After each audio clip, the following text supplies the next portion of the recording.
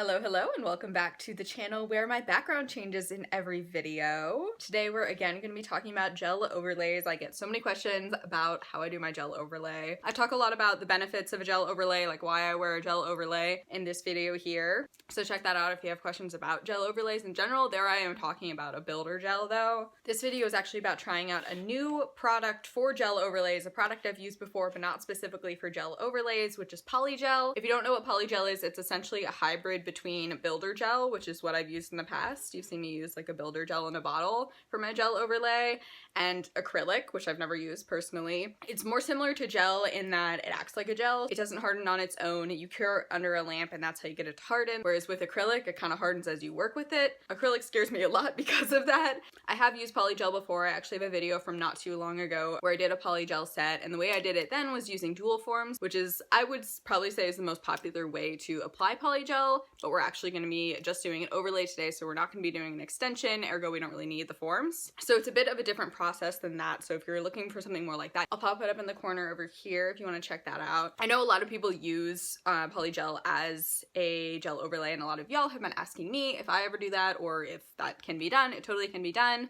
And actually, normally I film my intro before like the main part of the video, but this time I'm not doing that because I wanted to like wear it and see how I liked it. So I can say I like it a lot. I actually think I'm probably gonna switch over to using polygel. There's not much to see to look at, but it's holding up really well. I think it's actually stronger than builder gel. I think that's part of the like acrylic benefits going in there. But today I'm actually going to be using some polygel that Yayoge sent me. I've used a few different polygels and I definitely keep coming back to Yayoge. I like their product a lot. I think it's pretty easy to work with as a beginner, which I've certainly been, and I'm definitely still no expert, and I still very much enjoy working with the product. But yeah, we're gonna switch back in time a little bit and I can show you how I did the overlay. I've had them on for about a week now and I'll get into some more specifics, but again, really enjoying it, and I think this might be my method from now on.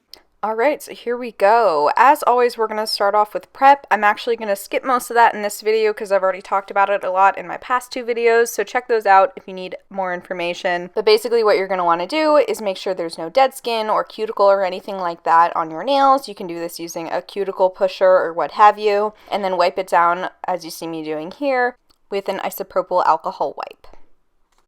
Now we're going to go in on our nice clean nail plate with a gel base coat. I'm of course using Yayoge's here.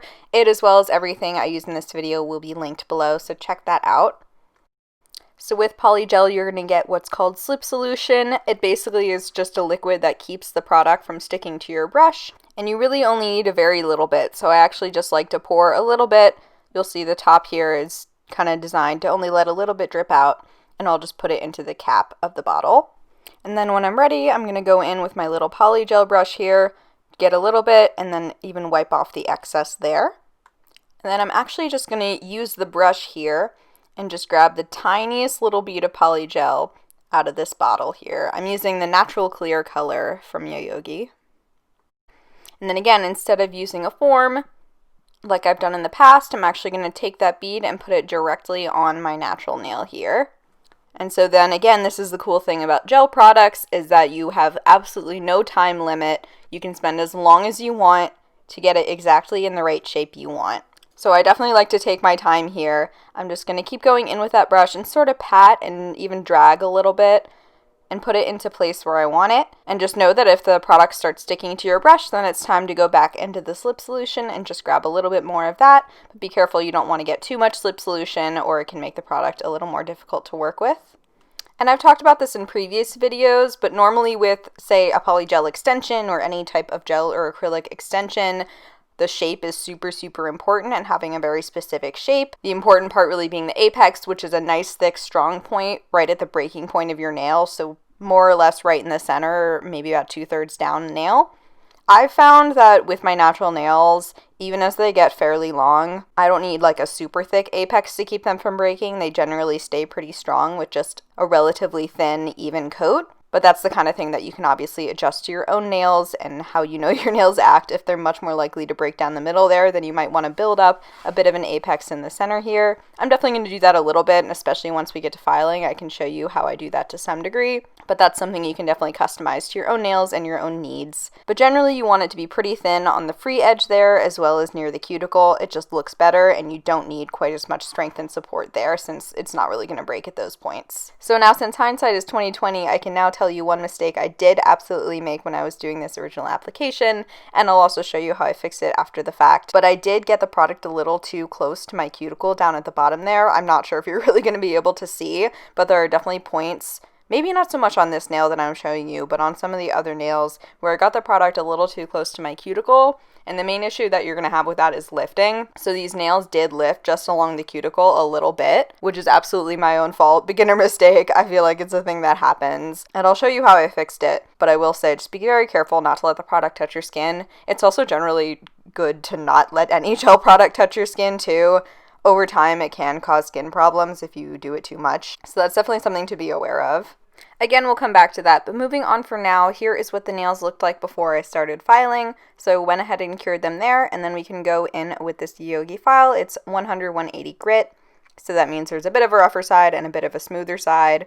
Any type of gel is always a little sticky after you cure it, so I'm just going to go in with my alcohol wipe. And now I'm going to go in with that file. I'm starting with the slightly rougher side just to get out any like major inconsistencies, like if there are any bumps, like I think I was noticing a bit of a ridge towards the edge of the nail there. And then I'm going to take a little bit off at the cuticle as well. My trick for filing is that you want to keep looking at it from different directions. So a nail that looks like super awesome and totally perfect and done from the top might look an absolute mess from the side, and that's okay. That nice perfect nail is in there. You just gotta keep looking at it from different directions and making those adjustments where you need them. Generally, I find that product needs to be taken off from the cuticle, from the tip, and then along the sides to get that nice shapely look. Once I'm pretty much happy with the shape, I'm gonna go in with more of a buffer block style file. So definitely a much smoother grit, and I'm just gonna smooth out all those rough bits from the filing. This is also a good time to go ahead in and refine the shape of your nail. I'd recommend doing most of this at the beginning before you've even put any product on, but I just wanted to sharpen up some of those edges there, so I went in again with that first file. Now I'm finishing up with that first roughest side of the buffer block, and then I'm going to go in with a smoothing sort of side. So this is like a super light grit, and I'm just going to keep going. You want to keep going like lighter and lighter in grit, which generally means like the bigger numbers if you're using a file with numbers like that, to keep smoothing the nail even more. Once you are totally happy with your shape and it's all nice and smoothed out, you're going to want to go in with yet another alcohol wipe just to clear off all that dust so that doesn't get trapped in there. And then as a final step, I'm going to go in with this gel top coat. And now once that is all cured, you can be done if you wish. Your nails are all nice and protected with a very strong overlay to keep them from breaking. What I actually decided to do was to go in with like a really, really fine grit file. This is a 1000 grit file, so it's basically a buffer, and just take off the shine from the top coat. I don't know, I just kind of like that look. It's a little more natural, so when I'm not wearing color on my nails, they don't look all shiny. Totally a personal preference thing, but I wanted to try something new. And then what I do, as many of you know, is I'll go in with a peel-off base coat in between this overlay and whatever color gel I decide to use, so it's really easy to remove without disturbing the gel overlay. So this is the first manicure I did over that. I'm using a couple Yayoge polishes that I already had. This silver one is absolutely one of my favorite polishes. It's so pretty and it looks so good with any combination. And then here's how I remove them. They pretty much just pop right off. I actually found that buffing the top coat might actually be helping. I feel like they lasted longer and were also kind of easier to peel off. So I'll have to keep trying, but that is something nice for me. So now I can talk a little bit about what I was talking about earlier. You can see here, maybe you even saw in the video, that there's this bit of lifted product here. This I noticed after like a few days. I can't remember exactly how long I wore the nails, but you can definitely see there was some lifting there. At that point, that was all there was, but I ended up getting something similar on almost all of my nails. Again, definitely because I got the product too close to my cuticle. So at this point, I decided to go ahead and buff down all of those rough edges, and then I went ahead and put a base coat on the whole nail, especially on that part that no longer had any product on it. And I'm trying to zoom in really close here so I can show you what I did to make sure I didn't get any product on my cuticle the second time around. This is also, especially since the part that lifted was right by my cuticle, essentially how you would do a fill too. So if anyone's wondering about that, pretty much going to be this process. I took a teeny tiny little bead here and then just similar process as before, kind of pat and drag it into place. But I tried to go more from above the cuticle so not too much got smushed down in the cuticle and almost feather it down a little bit. So again, great thing about gel is that you can work on this as long as you want. and it won't harden up on you. So I definitely tried to take my time and be really careful here to make sure I didn't get any product on my cuticle. I'm going to speed through this because, like I said, I definitely took my time on it. But another thing to keep in mind with a fill, whether it's because of lifting or not, is that you really want to create a nice smooth transition between the old product and the new. So that's something I worked on a lot. You can see here at this point I'm pretty much done, just going to smooth out that transition a little more. And you can still kind of see like a lip of where the product was lifted. I think that's just because it's such clear polygel, but it's actually smooth. So once I go ahead and put some color over it, you're not going to be able to tell at all. And after curing that, I did a little more shaping, similar as before, and then added a top coat, and I was all done. And it's been, I think, almost 2 weeks at this point since I did this fix, and they've been a lot better. I have not had any other lifting issues, so I definitely think that was the problem. So keep that in mind. Don't get it on your skin. And that brings us up to the present. So thank you so much for watching. As always, I hope this video was helpful. Thanks again to Yayoge for sending me this polygel to try. I'm a big fan of this product. And of course, there will be links in the description box, like I said. I will also pop in, I know I've been saying I'll do updates on my natural nail growth. So this camera does not like to get a close-up. I think this is about 3.5 months of growth. I've done a little bit of shaping, so I've probably taken off a little bit on the ends just to keep them in shape and together with each other. All right, thanks again for watching. Stay safe, all that good stuff. Catch you next time.